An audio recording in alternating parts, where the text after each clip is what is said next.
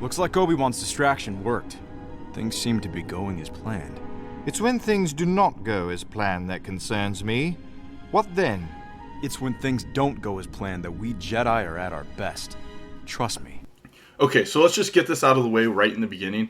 There will be spoilers in this video, as well as my reactions, but the main part of this video is just giving a recap of the episode. Let's start with absolutely amazing. I'd like to also say that my last video was fairly on point, minus the burns on the hand and the missed opportunity of giving us Ahsoka vs. Maul in live action, which I'll get to later in the video. Also, this video might be a little bit out of order from what actually happened in the episode, but I'll try to stay on target as best I can. But the episode did kind of jump around a lot. This episode starts off pretty much where the last one left off, with Hera searching for answers to what just happened and finding Huyang on Cetos and discussing what happened to their friends. As last week's episode revealed in its final moments, Ahsoka's fall into the ocean sent her into the world between worlds, where she finds herself once again face to face with her former master, Anakin Darth Vader Skywalker. I found it funny how many people out there are still hating on the de-aging of Anakin, but I actually thought it was done fairly well. Definitely better than last week. I also love that they made a little joke about it. You look the same. You look old. Well, that happens. Ahsoka asks what's just happened, and Anakin answers with, "You lost a fight." You lost a fight. I don't remember. Trust me. Balin's skull. Luckily, she still remembers some of what happened, giving hope that there's still a chance to survive. As they talk a little more, Anakin says that he is there to finish her training. And what is this lesson? Live or die. Ahsoka recites a similar line from Anakin's past, stating, "I won't fight you," similar to what Luke said to Anakin on the Death Star, or to Vader on the Death Star. I will not fight you, Father.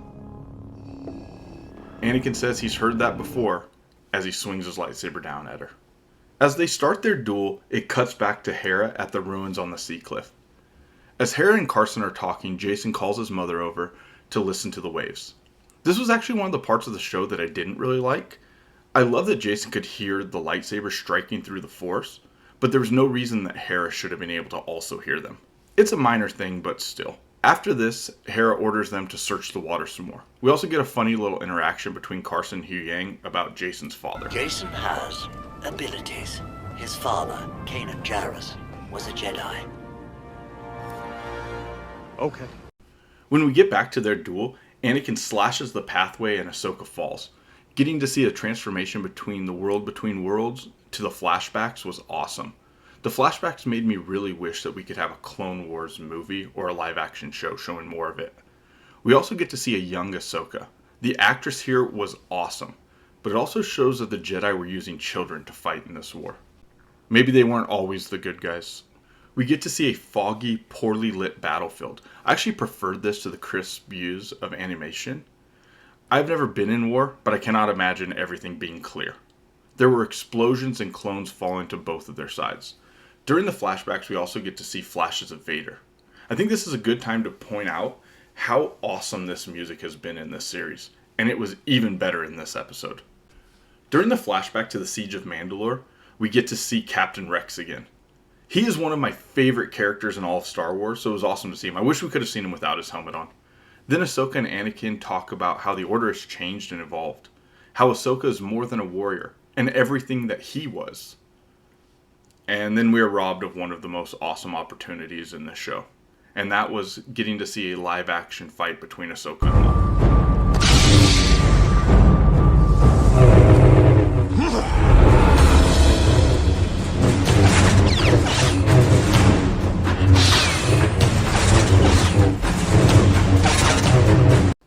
Instead, we get to see Ahsoka versus Vader.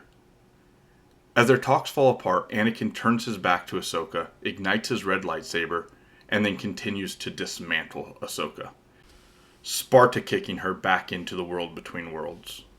Next, this is where we get to the part of the episode that had me pause and rewatch. When Anakin, Vader, or whatever he is at that moment, is walking towards Ahsoka, you can hear thunder, and he flashes into Vader wearing the armor, and then back into Anakin. It was awesome.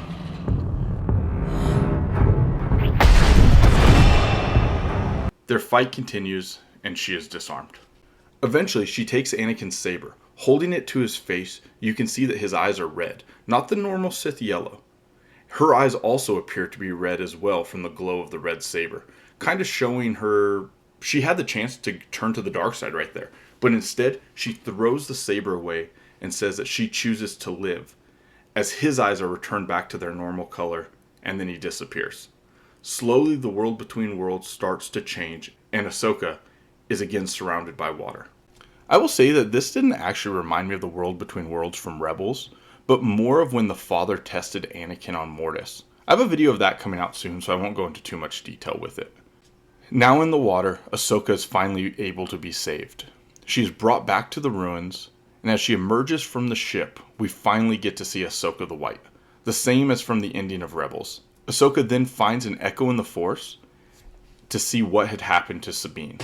The final act of this episode is dedicated to getting Ahsoka to the different galaxy.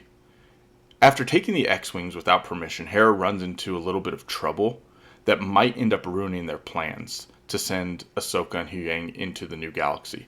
But luckily for us, Carson is pretty good at stalling.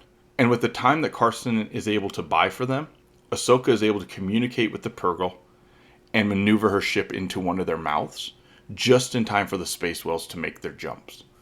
This episode definitely seemed like it was two completely different episodes. So unlike most of the previous episodes, I wasn't a huge fan of the pacing of this one. I've also been very critical of Rosario Dawson's acting in all of my last reviews.